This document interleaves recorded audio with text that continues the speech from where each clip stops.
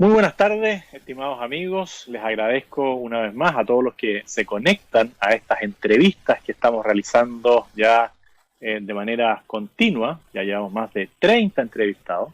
Para mí, en lo personal, ha sido muy gratificante poder conversar con personas que no siempre piensan igual, pero que tienen un amor común por Chile.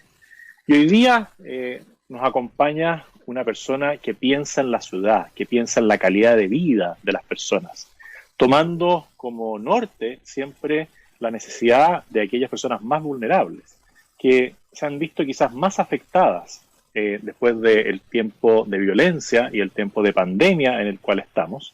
Estoy hablando de alguien que es reconocido en las políticas urbanas, arquitecto, magíster en desarrollo urbano, que es Iván Poduje. Estimado Iván, muchas gracias por hacerte un tiempo para conversar con nosotros sobre cómo construir ciudad que permita los vínculos entre las personas y que permitan una mayor amistad cívica, un encuentro entre ciudadanos que viven en un mismo territorio. Muchas gracias por acompañarnos. Gracias, Juan Antonio, por invitarme. Es un tema que obviamente me apasiona y donde espero que podamos tener una buena conversación. Estoy seguro que vamos a tener una muy buena conversación y que para muchas personas puede ser muy interesante porque uno muchas veces dice, bueno, me tocó vivir en este barrio porque mis padres llegaron aquí, yo me crié, me acostumbré, después, bueno, algunos emigran, algunas personas nacen en lugares periféricos de la ciudad, no conocen otras cosas, otras realidades, ¿no es cierto? Pero tú tienes una mirada más global, una mirada que te permite observar y también comparar cómo es la situación de nuestras ciudades con ciudades de países latinoamericanos. Y en esa línea, preguntarte primero, ¿cómo evalúas tú la realidad de las distintas ciudades en Chile? ¿Cómo se fueron construyendo, cómo se fueron ampliando? ¿Cómo está la base para poder hacer modificaciones, que son lo que después te quiero ir preguntando? Tenemos un centro urbano bien organizado en nuestras distintas ciudades que nos permitirían, por ejemplo, hacer algunas transformaciones para mejorar la conectividad en las distintas áreas, o hay que pensar en un rediseño completo. Mira, primero, siempre es bueno comparar, como tú decías, en el contexto de Latinoamérica. Y nosotros tenemos en el contexto de Latinoamérica dos cosas muy positivas. La primera es que tenemos una muy baja, y con esto no estoy minimizando el problema, existen casi 50.000 familias en campamento, pero eso respecto al stock de vivienda es muy bajo. O sea, la informalidad de la vivienda en Chile es baja. Y lo segundo es que la cobertura de servicios sanitarios, de infraestructura, de transporte también es muy alta. Por ejemplo, te doy un caso: Buenos Aires, que lo que hoy día está viendo como un drama en la pandemia. Buenos Aires hay muchos Buenos Aires, pero básicamente lo que uno conoce como turista es la ciudad autónoma, que es la capital federal, que es este núcleo que además tiene un gobierno distinto. Pero afuera de ese Buenos Aires está el conurbano bonaerense, donde viven 10 millones de personas, y un tercio de esas personas no tienen agua potable ni alcantarillado. O sea, estamos hablando de 3 millones de personas que viven en área urbana, en condiciones de campamento, básicamente. Entonces, yo diría que eso es lo positivo que tiene nuestra ciudad chilena, y eso se ha hecho, yo diría, en general en todas las ciudades, ¿ya?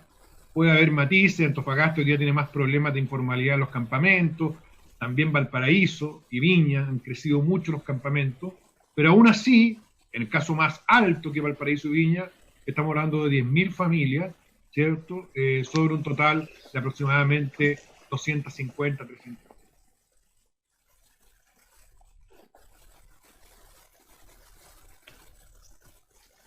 ¿Me escuchas? Sí, ahí volvimos.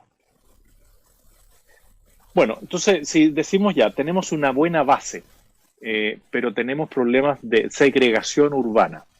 Aquí se levantó una política de transporte público que, al menos para mí, es un desastre, desde el punto de vista de la calidad del servicio, del tiempo de desplazamiento, del tipo de buses que se ocuparon, ¿no es cierto?, para las calles por donde circulaban.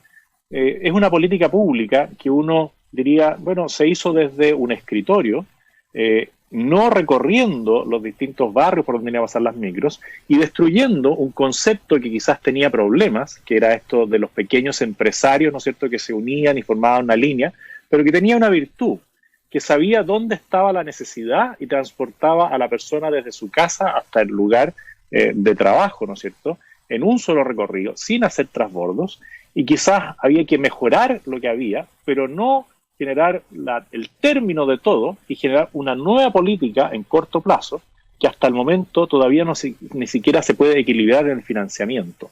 Sí, yo sé que nadie tiene una varita mágica y que las soluciones toman tiempo. Yo una vez le pregunté a un experto en transporte, le dije, bueno, si tú tuvieras 100.000 millones de dólares, ¿en cuánto tiempo construye la red de metro? Bueno, en los mismos tiempos que si tuviera esa plata parcializada, porque no hay tantas empresas constructoras especialistas en construir metro, entonces esto requiere un tiempo de planificación, de ejecución, pero ¿por dónde partirías tú para mejorar la conectividad dentro de una ciudad tan extensa y que tiene segregaciones urbanas importantes?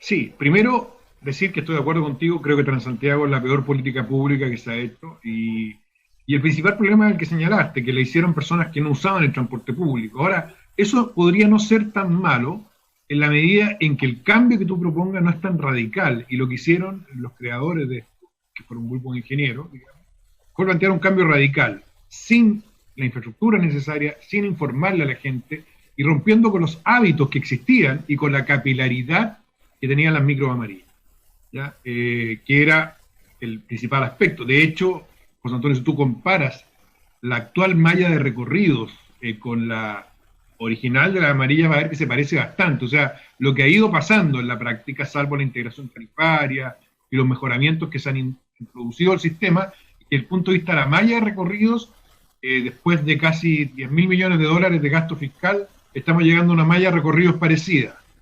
Ahora, ¿cómo se resuelve ese tema? Hoy día la gente, básicamente, lo que está demandando son tres cosas. Lo primero es certeza en los tiempos de viaje. El problema de Transantiago ha sido ese. Y yo creo que ya no lo resolvió. Es que la gente no sabe cuánto se va a demorar en llegar a su destino.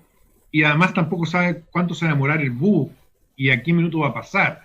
Entonces, ese tiempo, que para la gente siempre es escaso, es un problema. Lo segundo es que, teniendo esa incertidumbre sobre el tiempo, hay alternativas que son más rápidas, y por eso la gente compra autos y vehículos particulares, cosa que a los creadores de Transantiago y a quienes sostienen esa tesis tampoco les gusta. Pero hoy día el auto ya dejó de ser un atributo de sectores de alto ingreso. Hoy día el principal problema que hay en las villas de clase media e incluso el sector de vivienda social es dónde deja el auto. Entonces nosotros tarde o temprano vamos a tener que hacer políticas para resolver ese tema. Y el tercer asunto, que no es menor, tiene que ver con la seguridad para llegar a los lugares, sobre todo los paraderos. Que en muchas comunas, sobre todo cuando la gente tiene que salir de noche, producto del invierno o de que están muy alejadas, son lugares inseguros para los niños, para las mujeres. Entonces, el transporte se transforma en un lugar, digamos, agresivo. Entonces, lo que tenemos que hacer al mediano plazo, y ahí discrepo con el experto con que tú entrevistaste, yo creo que nos podemos mover mucho más rápido para construir metro. No necesitamos demorarnos 6 años por línea. Perfectamente nos podemos demorar 3 años por línea. Una cosa es la ingeniería, otra cosa es la construcción, y otra cosa son los trámites y la regulación y la burocracia que existe hoy día que impide avanzar más rápido. Por lo tanto, hay que avanzar más rápido con sentido de urgencia. Eso es indudable. Los trenes, que es un tema que en Santiago ya existe uno, que va a San Bernardo, pero tenemos 2 trenes que se han prometido y postergado largamente. Uno que va a Melipilla, Maipú, Talagante, y otro que va hacia Quilicura, Batuco, Lampa. Esos trenes hay que ponerlos a servicio al corto plazo también. Tú, si logras tener, hoy día tenemos 7 líneas de metro, si tú logras tener 15, 16 líneas de metro, 4 líneas de trenes y un sistema alimentador de colectivos, por ejemplo, que ya funcionan muy bien, integrados a esto, como propone Luis de Grange, creo que tú vas a resolver bastante mejor y sin grandes transformaciones la movilidad metropolitana. Ahora, la segregación es un tema que tiene otras derivadas que no solo son el transporte, y las podemos conversar. Pero un último punto, José Antonio, respecto a los trenes. En Temuco, Padre Las Casas, perfectamente puedes tener un tren que integre Lautaro, Temuco, Padre Las Casas. Puerto Montt, Puerto Varas, Alerce. También es posible no tener los trenes de larga distancia, sino que trenes más cortos, como se usan en muchas ciudades, funcionan bien. Bueno, en esa línea, y de hecho era la pregunta que venía, el tema de los trenes interciudades, a mí me tocó ver una muy mala política habitacional en Alerce, porque estaba harto en la zona, ¿no es cierto? Ahí se compraron terrenos agrícolas y se instaló una ciudad, pero sin servicios, sin acceso, una cosa realmente inexplicable desde el punto de vista del urbanismo, de la calidad de vida. Y hay otras localidades, por ejemplo, entre Lota y Tomé, que ya existe el biotren, pero que podría mejorarse. Existe la situación de Coquimbo con La Serena, existe el tema de Valparaíso, ¿no es cierto?, que debería llegar el tren hasta La Calera, y otros trenes, como por ejemplo lo que se ha planteado muchas veces, el tren de Santiago a Valparaíso. Yo comparto contigo de que las promesas incumplidas finalmente terminan alejando a las personas de la política, porque la inauguración de la primera piedra del tren de Santiago a Melipilla creo que la he visto 3 veces. El tren a Batuco otras tantas, la promesa al menos. ¿Es una buena solución? Yo creo que sí, pero tú ahora me la estás ratificando. ¿Es una buena solución los trenes interciudades para poder generar una movilidad más rápida y un tiempo de desplazamiento menor? Absolutamente. Por ejemplo, el caso que tú citaste, que lo conozco bien, el de Alerce, porque Alerce tenía 4.000 habitantes cuando partió. Era una localidad rural entre Puerto Montt y Puerto Varas. Hoy día tiene 80.000. Y el grueso son viviendas sociales, porque básicamente lo que ocurrió es que toda la vivienda social de la intercomuna y casi de la región de los lagos se puso en Alerce. Es un gueto planificado por el Estado, es realmente dramático. Entonces ahí no solo basta el transporte, que sería muy bueno de una estación, necesitamos más servicios, se han llevado servicios, pero se requieren muchos más, porque es una ciudad dormitorio que depende de Puerto Montt o de Puerto Varas, no tiene empleo, no tiene un hospital relevante. Entonces, claro, esas son soluciones que no va a resolver un ramal de tren, aun cuando es muy importante. El otro caso que señalaste, que es el caso de Lota, Tomé y Coronel, bueno, tú sabes que ahí se extendió el biotren, se extendió a San Pedro de la Paz, Coronel, y la demanda de todo el sistema aumentó en un 30%. Lo que quiere decir que la gente de Coronel, muchas de ellas que trabajan en Concepción, porque ha crecido mucho Coronel, le inyectó una demanda al sistema. Entonces son absolutamente viables, muy recomendables. Y claro, ahí lo que uno desearía es que hubiera menos promesa. Lo del tren a Calera, por ejemplo. Se han anunciado los estudios, ya ni siquiera ahí se anuncia como la primera piedra de una obra, sino que se anuncia como buena noticia que tenemos los recursos para hacer un estudio que permita evaluar si es posible llevar el tren a Calera, cuando es una cosa que es bastante evidente que hay que hacer. Entonces, esos son los plazos que tenemos que acortar para que la gente sienta que el Estado y la política le entrega soluciones en tiempos consistentes con su tiempo de vida, además, porque para una persona que tiene hoy día 70 años, el tren Melipilla-Santiago se anunció el año 90, o sea, no sé, ha estado 26 años esperando el tren. Y eso cansa, agota y no es justo. Y sobre todo pensando que además la franja fiscal, ¿no es cierto?, de ferrocarriles está ahí.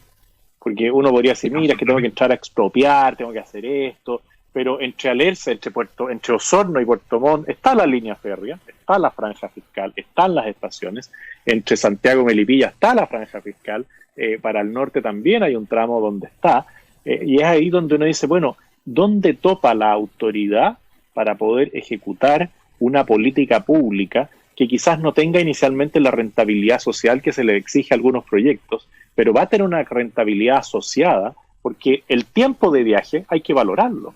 Ese es un costo real para las personas. Tú has estado muchas veces en contacto con distintas autoridades, distintos gobiernos, ¿cuál crees tú que es la principal trampa, el principal escollo para que estas cosas no avancen? Si es que un presidente dice, yo voy a sacar adelante el tren, yo no creo que tenga la intención de mentir, pero dice, mire, estoy casi listo, y pasan los 4 años y no se puso ni un riel. Hay dos factores que influyen. El primero es que la evaluación social, que es muy importante, porque determina si la inversión se justifica socialmente, tiene más de casi 40 años. Es muy antigua. Y de hecho, cuando calculas el tiempo de viaje como beneficio social, el ahorro, fijan la misma plata para cada persona, ¿cierto? Que es casi $1. ¿Por qué dicen eso? Porque si yo pusiera la plata por la productividad de la gente, tendería a privilegiar personas con más salarios, por lo tanto proyectos en sectores más ricos, ¿ya? Pero lo que tú debieras hacer es operar al revés, porque como el tiempo de viaje o el costo de viaje tiene una incidencia en el salario de la gente más humilde mucho mayor, y en el caso de Alerce es muy significativo, tú debieras cambiar esa metodología. Bueno, cambiarla se ha demorado 30 años. Todos los gobiernos han querido cambiarla, pero ahí hay una mezcla que conspira contra ese cambio, y es que el Ministerio de Hacienda, por esa vía, y a través de la metodología de evaluación social, evita que se construyan elefantes blancos. Entonces, hay una trampa ahí que hay que resolver, ¿ya? Y que se resuelve con también decisión política. Te pongo el caso de la cuarta etapa de Valparaíso Viña, que era el tren este que se hundió, que es un metro, que hoy día mueve 25 millones de pasajeros en la conurbación del Gran Valparaíso, como hablamos antes, y que todos los estudios decían que no se justificaba, y Lagos dijo, el tren se hace. Frey partió con los estudios, y Lagos dijo, se hace. Y tuvo mucha, digamos, resistencia. Otra cosa que conspira es que los padres del Transantiago, que es una cofradía, digamos, podríamos decir, profesional, no le gustan los trenes, le gustan las micros. Y ellos controlan también las metodologías de evaluación social desde el punto de vista técnico. Entonces, cuando tú les propones un proyecto de teleférico, de tranvía, de trenes, siempre chocas con la resistencia técnica de personas que están haciendo los estudios de evaluación social también, que hacen que estos proyectos no avancen. Aunque tú no lo creas, eso es muy importante y también requiere romperse ese como círculo. La ministra Hood ha hecho, yo creo, un esfuerzo valorable en esa línea, de poder renovar las caras y las cabezas que están planificando el transporte, pero hay que avanzar más rápido, no cabe duda. Ahora pasando a la política habitacional. Chile ha avanzado, y tú señalas, mira, en comparación, porque el dolor o el sufrimiento humano, ¿no es cierto?, de una persona que vive en campamento es lo mismo que pasa en salud, lo mismo que pasa, ¿no es cierto?, en educación. Cuando el problema es mío, bueno, los números no me sirven, pero nosotros siempre tenemos que ponerle la razón a la discusión, y no llevarnos solamente por la emoción. Si nosotros vamos evaluando el desarrollo de la construcción de viviendas, después te quiero preguntar por la vivienda digna, pero en la cantidad de viviendas, si nosotros miramos hacia atrás, hace unos 40, 50 años atrás, el déficit habitacional en Chile era muy alto porque había muchas personas en la misma condición de lo que tú dices que hay hoy día en Buenos Aires. Y se produjo un avance importante en la prestación de servicios de agua potable, alcantarillado, luz eléctrica, que nos ha permitido también superar temas de salud como el cólera, que en Argentina claramente no se supera porque no hay alcantarillados, no hay agua potable, como tú dices, ¿no es cierto? Pero ahí se produjo un desarrollo urbano importante en la construcción de viviendas que nos permite llegar hoy día a un déficit, tú me dirás, de no sé si son 200.000 viviendas, 300.000 viviendas, pero se construyeron muchas viviendas.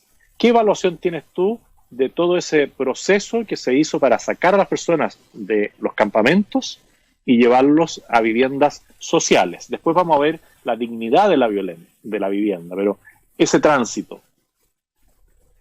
Bueno, mira, esta es una pregunta que se hace muchas veces y lo más fácil sería decirte que los problemas de segregación que se han generado al construir muy rápido, porque acá el problema que hay básicamente, como cualquier cosa en la vida, es que tú te mueves rápido y resuelves el problema rápido, como se hizo en Chile con el déficit, porque si tú llevas a cifras de hoy día, lo que ocurría, por ejemplo, la Flaxo publicó un estudio que está disponible el año 85, que decía que en el año 85 habría lo que hoy día sería equivalente en Santiago, alrededor de 300.000 personas viviendo en campamentos.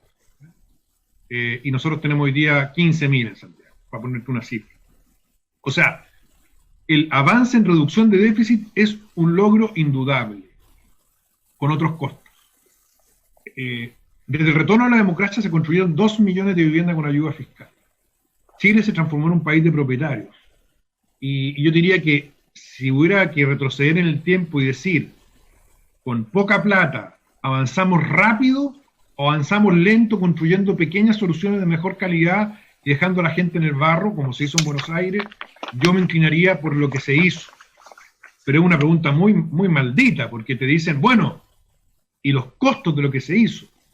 Bueno, y ahí pasamos a los costos, que es un problema de segunda generación que ya no es, como lo dijeron Alfredo Rodríguez en un libro que se llama Los Contechos, ya no es en Chile el problema de poner un techo, es que el techo que pusimos, como lo hicimos rápido, está en mal estado, las familias viven hacinadas, las casas se pasa la humedad, y eso afecta a un porcentaje importante del stock. De hecho, y con esto termino mi punto, cuando tú hablas del déficit, el déficit en Chile son 400.000 viviendas aproximadamente. Pero hay solo 50.000 que viven en campamentos, ¿ya? El resto es gente que vive allegada o en viviendas que ya se construyeron, pero que hay que reponer. Y ese es el desafío que tenemos ahora.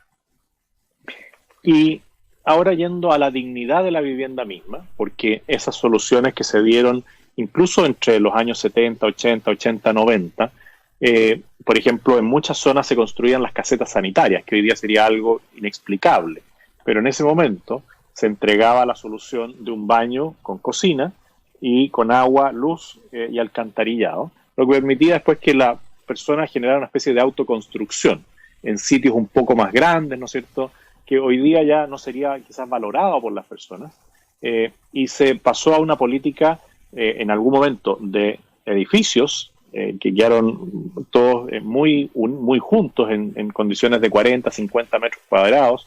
Después hubo un cambio, se empezaron a construir estas villas un poquito más amplias, pero la dignidad de la vivienda, y eso es algo que te he escuchado a ti, no pasa solamente por la superficie en metros cuadrados de la vivienda, sino que va más allá. También hay una dignidad que se genera en el entorno. Si nos pudieras explicar un poquitito la dignidad de la vivienda más allá del metro cuadrado que tiene la misma.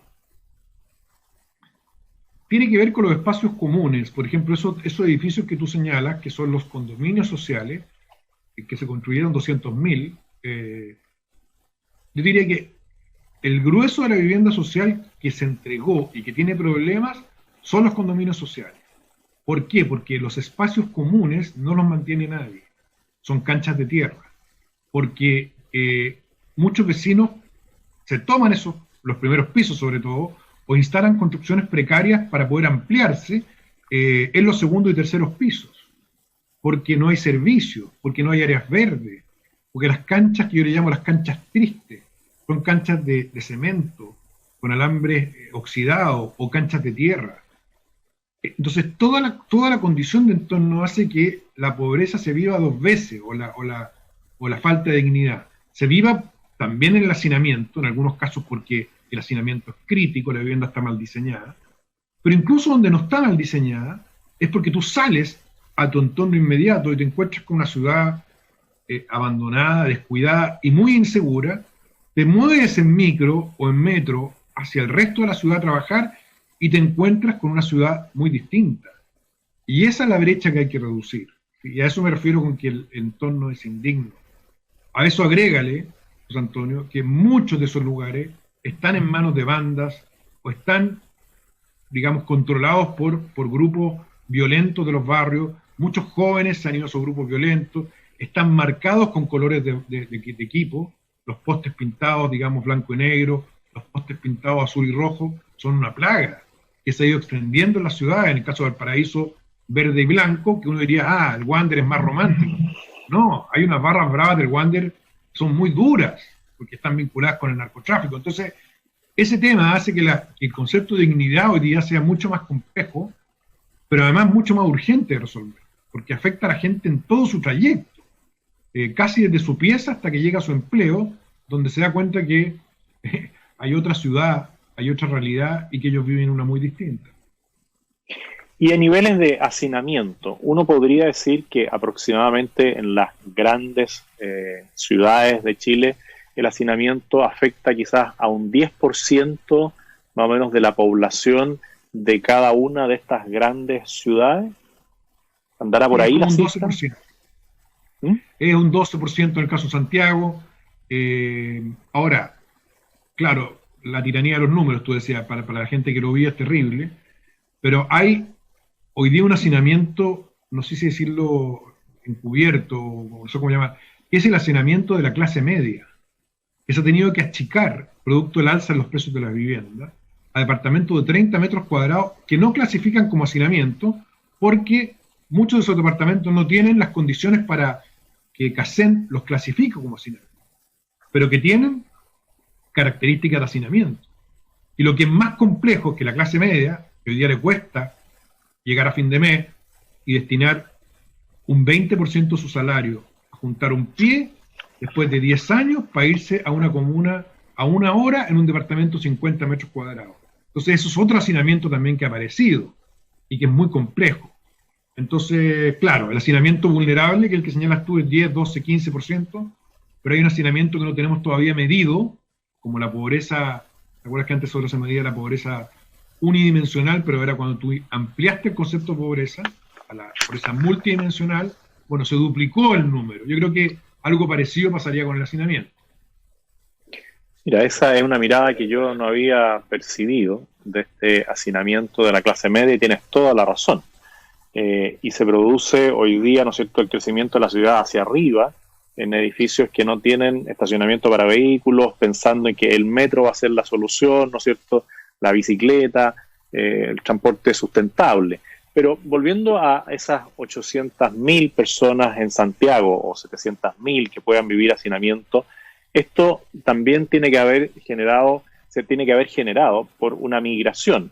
Antiguamente era migración campo-ciudad, de gente vulnerable, ¿no es cierto?, y que llegaba a la ciudad a encontrar un mejor futuro, y después hemos tenido migraciones de países a otros países, bastante masivas, ¿no es cierto?, y ahí se produce una situación compleja de cómo esa persona logra conseguir un arriendo, porque no tiene quizás el aval, no tiene un contrato de trabajo, y se va produciendo un abuso de unos sobre otros, que también va generando hacinamiento, porque si yo no tengo la condición de arrendar, ¿no es cierto?, estoy dispuesto a pagar. En Arica pagan por un colchón, en un lugar, ¿no es cierto?, cerca al terminal, se arrienda, no una pieza, un colchón, para que la persona duerma, no sé, una semana. Hemos visto situaciones de galpones que se van habilitando para vivienda. Ese hacinamiento, ¿cómo lo enfrentarías tú si te dijeran, mire, a usted le vamos a pedir que enfrente el hacinamiento en las grandes urbes? ¿Por dónde partirías?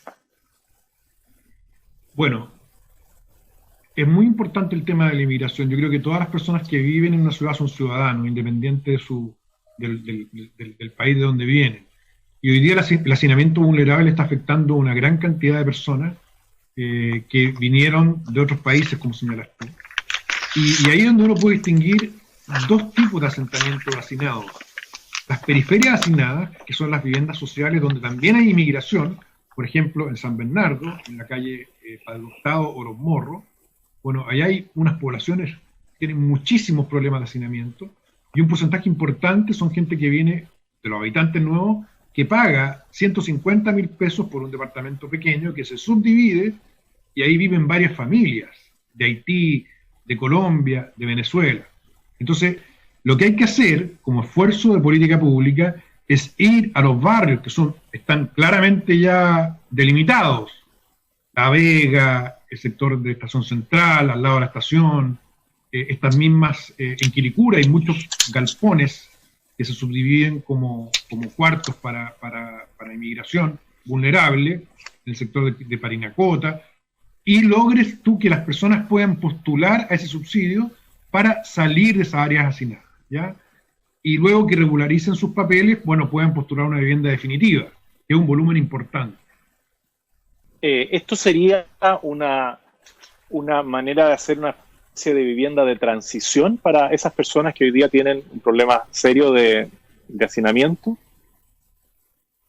Claro, el subsidio de arriendo permite que tú, por un periodo determinado, que puede ser de 9 meses a un año, no mucho más que eso, porque si no tiende a consolidar la precariedad, las personas puedan postular a una vivienda definitiva, inscribirse en los registros, hacer todo el trámite que se requiere, y para lo cual muchas veces no existen las condiciones. Entonces, por eso se ven obligadas a pagar carísimo por una pieza o un colchón, como el caso de Arica que decías tú. Entonces, esa es la ventaja que tiene ese subsidio, que debiera ampliarse, porque es un subsidio transitorio, a todos los sectores que tienen hacinamiento crítico por inmigración o por arriendo abusivo. Ahora, yendo a otras soluciones, el uso de terrenos fiscales, la densificación de los centros urbanos. Se dio una política en algún momento cuando Rabinet, creo que era, no sé si alcalde o ministro, de potenciar la construcción de edificios en altura en el casco urbano del centro de Santiago. ¿Son soluciones viables, factibles? Son dos cosas distintas, ¿cierto? Lo que hizo Rabinet en los 90 fue permitir el repoblamiento de la comuna de Santiago que se estaba vaciando. Pero nos pasó lo mismo que con la vivienda social, que lo hicimos demasiado rápido, en un volumen absolutamente desproporcionado, y lo que hiciste con eso tú, es que creaste estos famosos mal llamados guetos verticales, o que el nombre técnico es torres con problemas de hiperdensidad, que son torres con 600 departamentos, 400 departamentos, con pocos ascensores, muchos pisos destinados a bodegaje, arriendo informal, prostitución, hoteles, o sea, muy poco control de la comunidad, muchos problemas comunitarios, las familias que viven ahí tienen problemas con la música de algunos departamentos, entonces generaste un problema muy grande, también en un porcentaje, no en el total, que hoy día produce estos problemas. Eso eso es hiperdensificación, mucha altura, mucha densidad por manzana. Otra cosa es que el Estado tiene, y es increíble, más de 1000 hectáreas en el caso de Santiago abandonadas, que pertenecen al Serviu, que pertenecen al Ministerio de Agricultura, al Ministerio de Justicia, al INE, a la Corfo. ¿Tú sabías, por ejemplo, que ese terreno eriazo que está ahí en la rotonda Pérez Ujoy, hace años, en la esquina de Vitacura con el río, por así decirlo, es de la Corfo?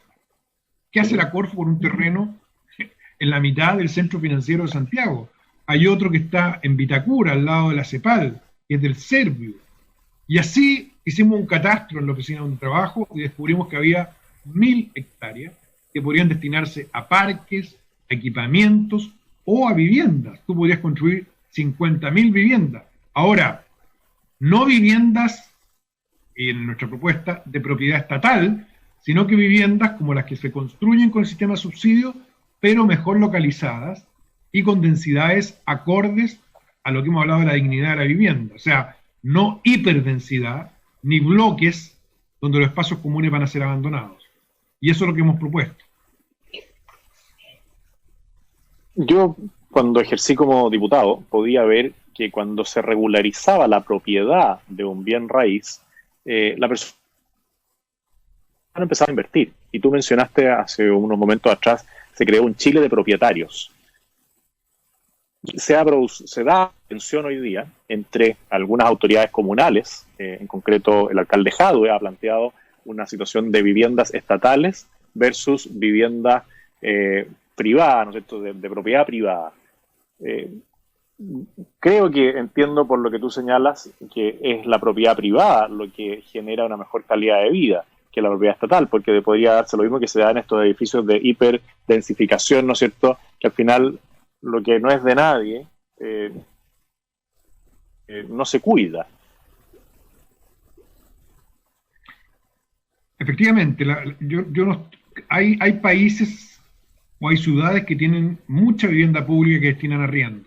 El caso de Nueva York es el más famoso, ¿cierto? Tiene casi 100.000 viviendas que son del gobierno de la ciudad, pero tienen dos problemas. El primer problema es el que tú señalas, que las personas no sienten propio el espacio, entonces todos los espacios comunes suelen estar abandonados, los ascensores se suelen echar a perder y se transforman en guetos directamente, ¿cierto? Salvo excepciones. Pero el segundo problema es que cuando eso no pasa, porque está muy bien diseñado el conjunto, es imposible que haya rotación. Entonces, lo que tiende a ocurrir es que los habitantes se quedan, dejan a sus hijos y le quitan el cupo a las personas que podrían acceder, y eso tiene además una captura política. ¿Ya? Ese es el gran problema de la vivienda pública en arriendo, que es una solución para la transición, y que el alcalde de Blasio hoy día en Nueva York está planteando un mecanismo para que los proyectos privados tengan porcentajes de vivienda destinados a segmentos más vulnerables, que pueden ser en renta, pero alguien tiene que preocuparse de esos espacios comunes, y hemos visto que en el caso de Nueva York al menos, y también en algunas ciudades de Alemania, no se logra hacer, porque es muy difícil de mantener.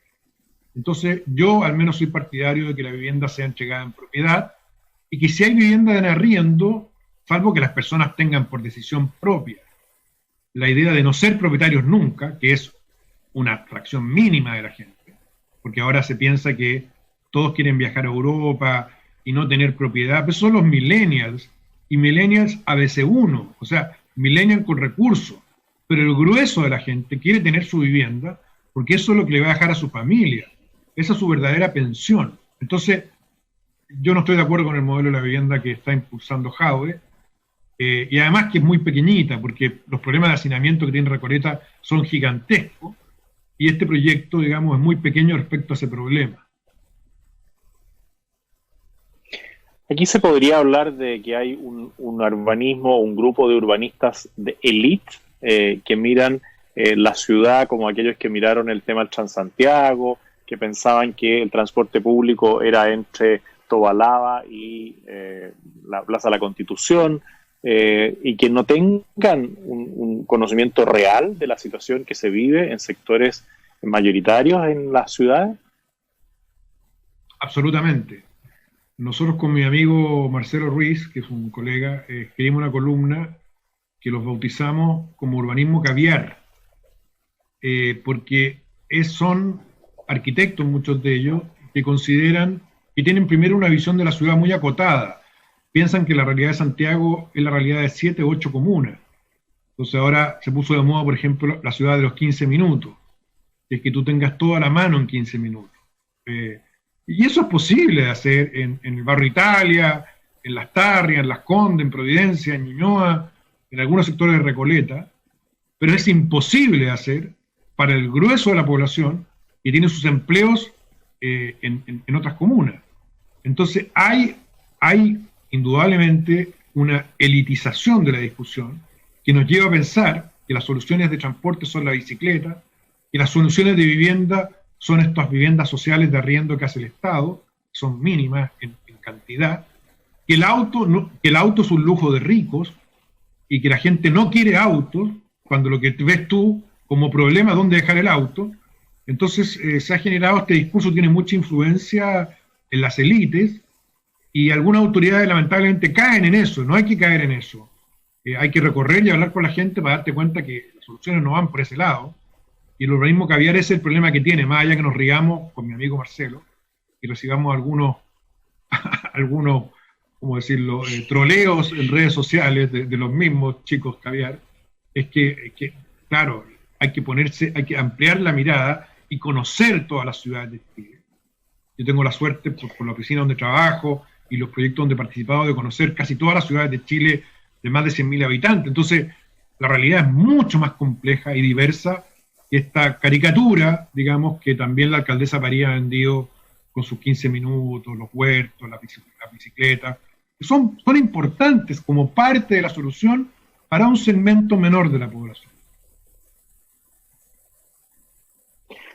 Si uno pudiera ver políticas públicas implementadas en otros países que hayan favorecido la movilidad urbana, que hayan favorecido mejorar el tema de la segregación urbana, ¿por dónde has visto soluciones, incentivos para que las personas actúen de una manera u de otra, o para que las inversiones se dirijan hacia un sector u otro?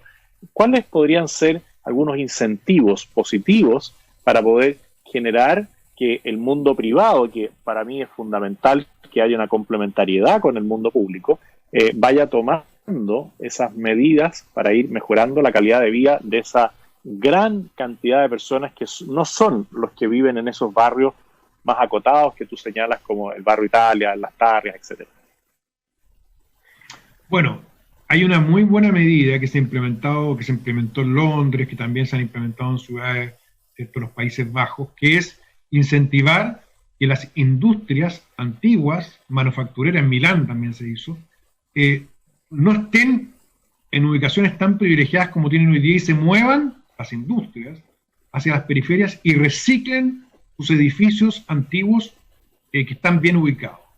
Por ejemplo, en Ñuñoa hay un sector gigantesco que es industrial, en San Joaquín también, en el corredor de Cerrillo, cerca de Maipú también. Toda esa industria, en Estación Central, podría perfectamente reciclarse. ¿Qué quiere decir eso?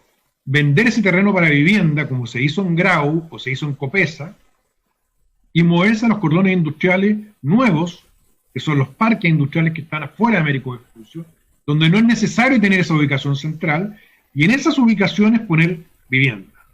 Se hizo en Milán, se hizo en Londres. En Londres hay un proyecto que se llama los Docklands, que es fantástico porque en todas las antiguas fábricas londinenses que estaban al lado del río, digamos, que eran talleres, galpones, y además contaminaban, bueno, todo eso se transformó en barrios de vivienda.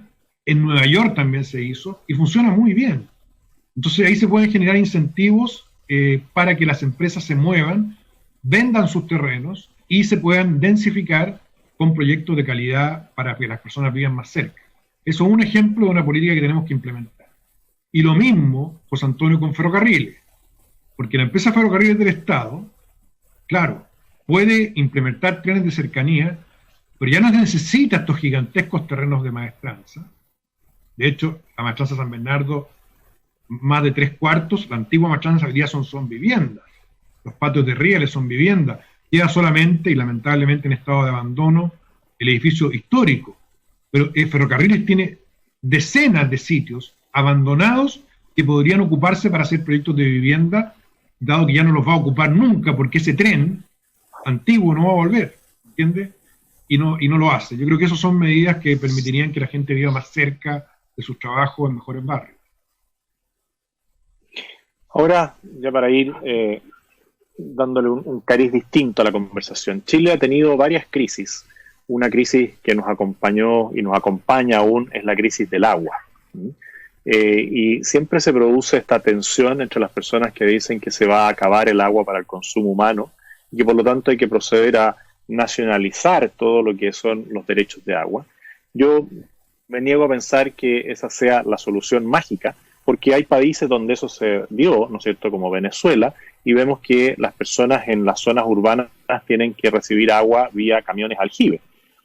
¿Cuáles serían las obras necesarias para poder canalizar o capturar mejor aguas para el consumo humano de las ciudades? Esa es la primera tragedia que hemos tenido y la primera crisis que tenemos. Y después te quiero preguntar por la crisis que se produjo después del 18 de octubre y posteriormente algo sobre la crisis sanitaria. Pero en el tema que es una discusión nacional, una discusión que va a estar seguramente en el debate constitucional, ¿has visto en países como Venezuela que la nacionalización del recurso agua haya solucionado el tema, o la solución va más bien por buscar otro tipo de camino? Primero, las balas de plata no existen para los problemas complejos, ¿ya? Y yo creo que el gran riesgo nosotros tenemos en una discusión, por ejemplo, la Constitución, que puede ser muy importante de tener, es que pensemos que por poner algo en una ley se van a resolver los problemas. Acá se requiere innovación, se requiere diseño. En el caso del agua potable, en las ciudades hay 3 medidas que hay que implementar. La inmediata es separar el agua gris del agua servida y reutilizar el agua gris. El agua gris es el agua donde tú te duchas, el agua con que se lavan los platos. Esa agua se pierde hoy, ¿ya? Hoy se mezcla muchas veces con el agua servida. Esa agua es más difícil de recuperar.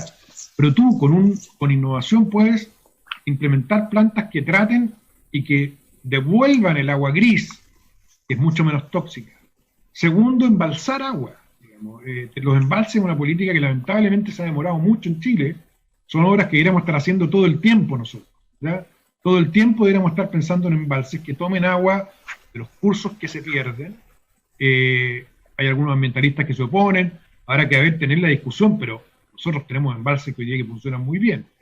Y lo tercero es desalinizar el agua, que es lo que hace Antofagasta hoy día, y tratar de que el valor de la energía se reduzca, porque el problema que tiene la desalinización, además que vierte agua caliente, que puede generar un problema ambiental en la costa inmediata, es su costo. Es muy cara esa agua desalinizada, pero hemos visto, digamos, que Antofagasta básicamente se nutre de esa agua, entonces si pudiéramos bajar ese costo y pudiéramos reutilizar el agua gris, podríamos tener una Antofagasta verde, como lo hicieron los israelitas, en Tel Aviv y en otras ciudades que estaban en medio de desierto. Entonces, este es un tema de tecnología, de innovación, y no solamente de leyes. Creo que nosotros somos un país demasiado legalista, que tendemos a pensar, quizás porque hemos tenido muchos presidentes abogados, que todo se resuelve con una ley.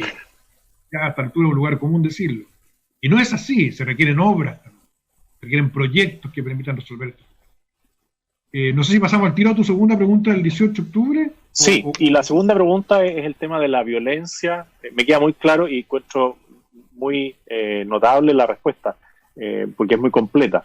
Y en el tema de la violencia, se destruyó un bien que muchos chilenos quizás no dieron alcance de su puerta, ¿no es cierto?, que es del Metro de Santiago. ¿Qué ves tú tras esa violencia que destruye 20, 25, 30 estaciones de metro, que es lejos el medio de transporte que da más certeza, a pesar de el hacinamiento que se produjo después del cambio del Transantiago, ¿no es cierto?, sigue siendo el medio de transporte más solicitado por las personas?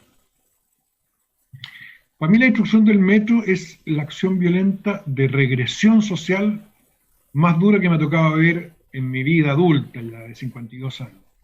Nunca había visto en mi vida una acción violenta que produciera una regresión tan fuerte, social, un retroceso social. Porque, digámoslo, las estaciones que se destruyeron no fueron Escuela Militar, el Golf, no fue Manuel Montt, no fueron las estaciones donde vive el urbanismo caviar, que incluso y donde viven muchos artistas que le han hasta escrito poemas a los delincuentes que rompieron el metro. ¿Por qué? Claro, porque en los barrios donde viven ellos no pasó nada. ¿Qué estaciones se destruyeron? La estación La Granja, la estación San Ramón, que son las comunas que tienen más hacinamiento hoy día, las estaciones de Puente Alto y La Florida, que son las comunas más alejadas, la estación del Sol, las parcelas en Maipú y Pudahuel Sur, la estación San Pablo, que, mira, yo hablé con los vecinos, yo recorrí, José Antonio, después del estallido, todas las comunas afectadas.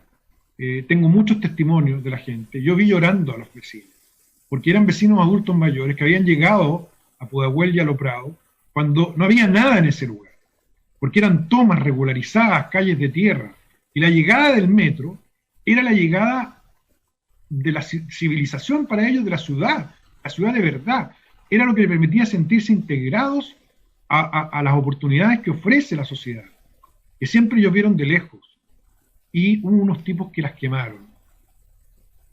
Fíjate que yo fui a esa estación porque se tiende a pensar, hay un escritor que pensaba que todos estos ataques eran porque gente que había leído sus libros, entonces iban a monumentos, dirigidos a monumentos de conquistadores o de vinculados a la derecha. Bueno, yo en esa estación, que era la estación San Pablo, vi vandalizado un monumento memorial a los detenidos desaparecidos de la comuna de Loprado y de la comuna de Pudahuel, que lo instaló un exalcalde, que lo puso en la esquina.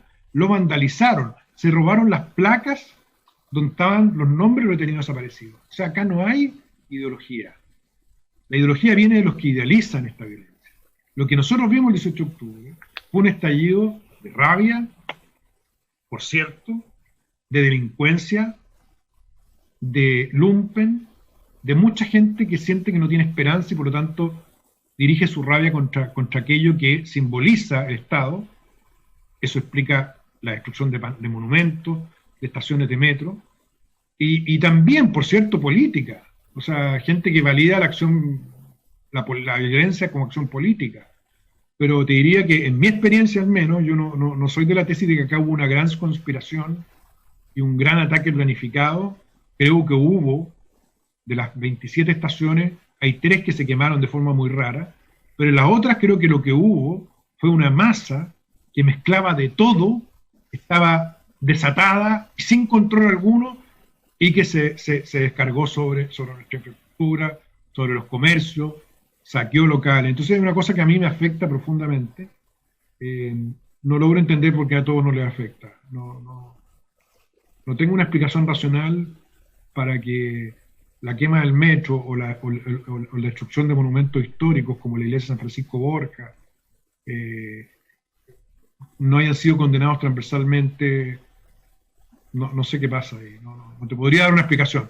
Yo que vi lo que hicieron y vi a la gente llorar en San Pablo, y no era gente ni de izquierda ni de derecha, era gente, había un vecino que tenía una carnicería, que los narcos entraron en camioneta aprovechando que estaba todo desbandado porque no había ley, y con la camioneta rompieron su carnicería para robarle todo lo que tenía y después le prendieron fuego. Entonces, eso fue lo que yo vi. No sé qué más decirte. Es mucho más que el metro lo que pasó. Es mucho más que el metro. Y respecto de lo que hoy día vivimos, la pandemia, algunos miraban la cuarentena como la solución, pero claramente la cuarentena en países donde se aplicó en todo el país no era la solución, porque no eran los mismos niveles de contagio entre una región y la otra.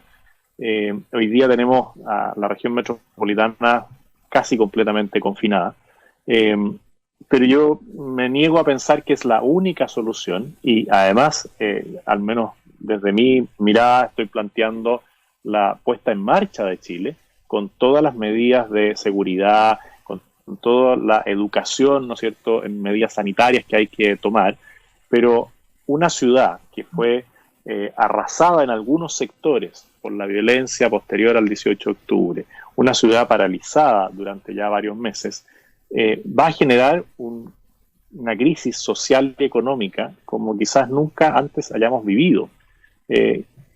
¿Cómo ves tú el manejo de lo que es la pandemia, cuarentena? ¿Qué otras medidas desde el punto de vista urbanístico o de movilidad urbana podrías sugerir para que la autoridad considere? Quizás ya se las ha hecho las sugerencias, pero que nos pudieras comentar aquí tu mirada respecto de cómo superar en parte la tragedia de la pandemia. Mira, primero volver a lo que hablamos del agua también. Con la cuarentena se dio también esta cosa de que problemas complejos, y lo ha dicho Carlos Peña, ¿cierto? Problemas complejos se resuelven con soluciones simples. Es una simplificación absurda. La cuarentena en Buenos Aires ha demostrado que no ha servido. Buenos Aires está en una situación muy compleja sanitaria, el conurbano está subtesteado, ya estamos viendo que los contagios se están disparando, que también la letalidad está aumentando y que la economía está en el suelo. Por tanto, acá claramente problemas complejos requieren de respuestas múltiples, en particular del ámbito urbanístico. Nosotros hemos hecho 4 propuestas. Bueno, la primera y más urgente, deshacinar, bajar el hacinamiento. La residencia sanitaria fue una muy buena medida, sobre todo para los adultos mayores. Ahora, faltó quizás más acompañamiento, pero nosotros tenemos hoy día familias. Nosotros, por ejemplo, detectamos las zonas de riesgo por hacinamiento y las comparamos con el visor territorial que acaba de liberar el Ministerio de Bienes Nacionales, donde muestra la mayor cantidad de contagios por kilómetro cuadrado, y coincide. O sea, no hay que ser científico nuclear para darse cuenta que el hacinamiento y la pobreza matan más que sectores más holgados. Entonces, tenemos que bajar el hacinamiento, tenemos que iniciar un plan de vivienda pública potente, vivienda pública con participación privada, porque si se construye la vivienda pública, cuando hablo de vivienda pública, es vivienda con apoyo del Estado, con subsidio. Lo tercero es los horarios diferidos y los domingos. Tenemos que implementar el sistema de los 7 domingos, que te permite bajar en un 30% la afluencia de gente, porque no es necesario que todos nos confinemos, el mismo día y salgamos todos también el mismo día. Si tú, en cambio, repartes el domingo en 7 días y defines eso por sector geográfico, en coordinación con las empresas, tú puedes bajar la afluencia de la ciudad, que es lo más relevante, y la aglomeración. Los horarios diferidos para entrar, por ejemplo, que la gente que vive más lejos pueda entrar más tarde. Eso le permite dormir hasta más tarde, no se aglomera en el metro, y se puede ir antes, y la gente que vive más cerca, que en mi caso, bueno, llega más temprano. Entonces con eso tú alargas la punta y bajas la densidad y la aglomeración de personas. Nuevamente, igual que en el agua, acá hay que tomar medidas estratégicas con muchos frentes, con proyectos también, y no solo con leyes, y creo que eso es lo que tenemos que hacer ahora y tenemos que hacerlo pronto, porque el daño que puede generar en la economía y además en la salud mental. Yo tengo la suerte de vivir con mi familia en una casa amplia. Estoy en cuarentena hace 4 meses, no sé cuál si es tu caso, yo no he salido nunca más desde marzo. Pero tenemos esa suerte. Pero ¿qué pasa con una familia que tiene que ir a trabajar? Es muy injusta esta cuarentena. Porque además, nunca ha sido una cuarentena total. Yo escribí una columna en La Tercera que se llamaba Los obreros de la hibernación, en el Clinic, perdón. Los obreros de la hibernación, porque hay una gran cantidad, los carabineros trabajan igual, la gente que conduce los trenes del metro trabaja igual, los funcionarios de la salud trabajan igual. Entonces no es cierto que esté todo en cuarentena, no. Hay una gente que ha tenido que trabajar y arriesgar la vida estos 4 meses para que nosotros nos podamos recluir. Eso no es justo, tampoco es justo. Entonces creo que tenemos que empezar a abrir la ciudad, esperemos que se haga pronto. Creo que el ministro Mañalich hizo una gran gestión y el ministro Pari ha hecho una gran gestión también. Yo, por el lado de salud, estoy muy tranquilo. Creo que faltan otros ministerios que se sumen a la tarea. Bueno, Iván, te quiero agradecer tu tiempo, tu claridad en la exposición, y espero que muchas de las propuestas que tú planteas hace bastante tiempo sean recogidas por las autoridades y se plasmen en políticas públicas, porque claramente lo que tú señalas de que no todo se soluciona por ley, se necesita innovación, se necesita tecnología, es una tarea pendiente en nuestra nación. Así que muchas gracias por este tiempo y por esa claridad en la exposición. Gracias, Juan Antonio, por invitarme a conversar. Creo que nuestro país necesita conversar mucho más de todos lados y trabajar juntos los que tenemos más privilegios para que las propuestas le puedan llegar a la gente que tiene menos y que lo ha pasado muy mal desde el estallido de la pandemia. Así que muchas gracias por invitarme y feliz de conversar cuando se quiera. Muchas gracias, te pasaste.